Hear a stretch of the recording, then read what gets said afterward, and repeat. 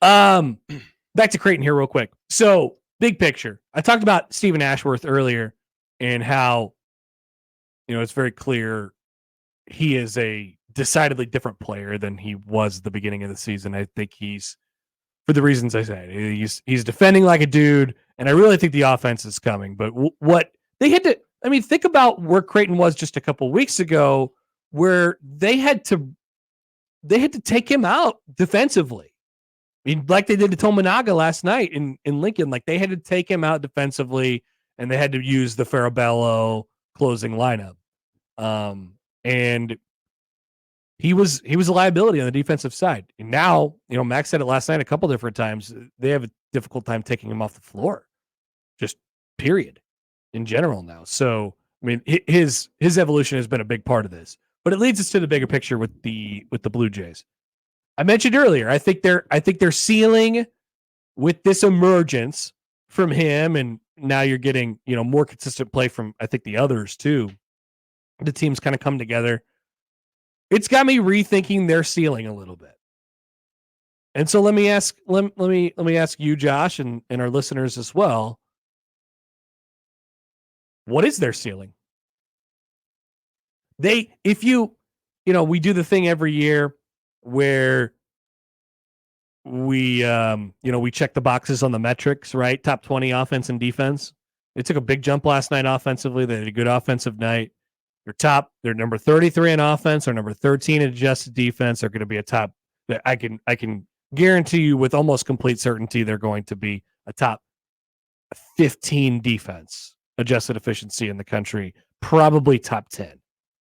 And offensively, I think top 30 is a good bar, right? So they're going to be really close to that national champion metric. Mm-hmm. They're going to be really close to that Final Four metric. And, if they rattle off some wins and all of a sudden you look up and you wake up on Sunday, February 18th, and Creighton will have played 6 games in the period of time from now until then, leading into Hell in a Cell round 2. And it wouldn't surprise me if Creighton was 21-5. That's a top 10 team in the country. Josh, according to the AP poll, it would be a top 10 team in the country in terms of metrics as well. And obviously the back end of the Big East schedule is quite daunting with Seton Hall, UConn, St. John's, Seton Hall, Marquette, and Nova to finish. Right, they kind of sandwiched all those games. Those are the backloaded schedule. Yeah, it's front loaded and backloaded. Uh-huh. They made a sandwich, and the bread is those 5 teams basically. The breads. So, with that being said, I might have to take back some of the things I said. I might have to apologize. I wasn't down on them really by any means. I just kind of thought, I just don't know if they're as good as they were last year. I think their ceiling, if you look at them right now, is pretty much on par with what it was last year with these recent developments. This is I guess a kind of a moving target. The field goal post can move on this a little bit, as you could tell they already have for me. But Josh, why not? They're going to check all these boxes as we get closer and closer. They still got they still got Ryan Kalkbrenner in the middle on the defensive side. They got shot makers everywhere. The concern is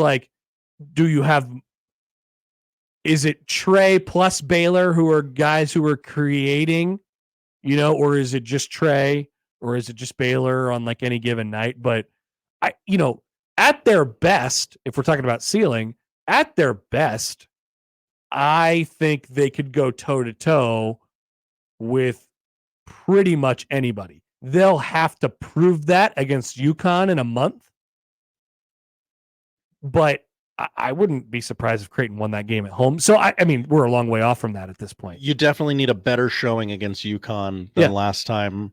If you wanted to do tiers of like Purdue, UConn, and then there's kind of a mix of top 10-ish type of teams. And then there's kind of where Creighton is right now, which is beyond that. Like, I wouldn't at all be surprised to see Creighton in that second group, which would be, I would categorize them as Final Four contenders. Teams that you wouldn't be surprised to see them get on a run and make a Final Four. And I didn't think I'd be saying that a couple weeks ago. I thought I just thought this team was a little bit different. I think they've added that toughness piece, that real bleep you piece. And I'm kind of convinced with how they've been able to perform against these gritty, slobber knocker Big East games. If Baylor and Trey have games like last night, they can definitely beat anybody in the country. I worry about their lack of depth. Like, is that gonna come up later in the year? Just rotating 6 or 7 guys? Are they just gonna be gassed? I don't know. By March, I don't know how much that matters. I don't know how much that matters. And if Ashworth keeps developing, as Connor likes to say, all bets are off. All bets are off. I think Reese puts it well here on the YouTube. Hi, Reese.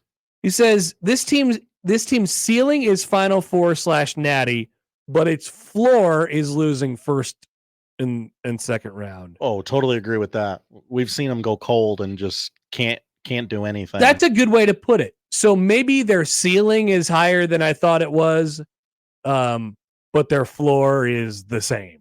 The range just got wider. Like, obviously, we know how it turned out for them last year. I was concerned about that team losing in the second round. I was not convinced there was a real nervous energy for Creighton and Baylor in the round of 32 in Denver. I mean, we got to put ourselves back in those moments. There was a real nervous energy for that, Josh. Like, I wasn't convinced with all my heart that they were going to win it. But they did, and then they got Princeton in the next game. And you're like, oh my God, whoa, this might be a different deal. So maybe we almost kind of romanticized last year a little bit too much.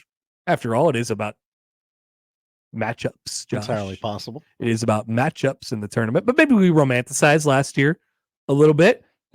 And maybe the simple answer is just like, hey, they're different. They're different. They're a little bit different than they were last year. There's some areas where they're better. There's some areas where they're a little bit deficient. And at the end of the day, they still have, the 3 horsemen, I guess, that are going to take them to wherever they're going to go. Maybe we can just maybe we could simplify it by saying that they're just a little bit different. Is their ceiling higher or lower? Maybe it's more comparable than I thought, though. So all that it kind of crossed my mind last night. And the more I listen to Mac, and this is something that I want to talk to, he's going to join us at the Hope Lodge for a little bit on Friday. We'll talk about, obviously, the pink out game and all the stuff behind that, but I want to talk some basketball with him too. I don't know if surprise is the right word, but I think he is, you could just tell by his sort of like demeanor and that the team has answered the call of whatever has been asked of them. Right. And I think there's a lot that's being asked of them. And they've gone through some of these pressures. He seems like genuinely, number one, obviously, like happy to coach this team and that piece of it. But like, I don't know what the right expression is. Like, it's kind of relief. It's kind of like it's maybe a hint of surprise. Like, maybe there's this kind of feeling of like, boy, I don't know if they got this in them. Week-long road trip, triple overtime. Now you're going to win another one, officiated the way it was. That team wants to get up and down on short rest, and they got an extra day of prep on you. You are at home. Like, boy, I wouldn't be surprised if it just gets sideways on us today. Answered that call. Right? So, like, learning a lot about both in-state teams. Yeah. Over the last couple weeks. Yeah. So things can change in a hurry. Chad writes in on the Twitter. Hi, Chad. He says, with a younger team, the depth would matter. I think the desire of the older players trumps the depth. Baylor might not be human. Chad, I tend to agree with you. Last night is an awesome example of this. I just I think like I actually think what they were able to do on short prep being on the floor for a grand total of an hour in between Seton Hall and Xavier, like organized as a team, speaks to their experience trumping the lack of depth and the tired legs. Yeah, they make some really experienced plays. I mean, I think Baylor is not human. Yes. How about this? End of the first half yesterday. They let there's 35 seconds in the half. Xavier has made a bucket. There's 35. They pull it out of the hoop, and Trey lets it sit there. And he lets the clock go. And he lets the clock go. And he lets the clock go as far as he possibly could until the guy starts counting, and then they roll the ball in, and they got it to the point where they were able to take the last shot. I mean, I think there was like 37-38 when that ball went in. That's just a little thing, but it's an experienced, super heady play.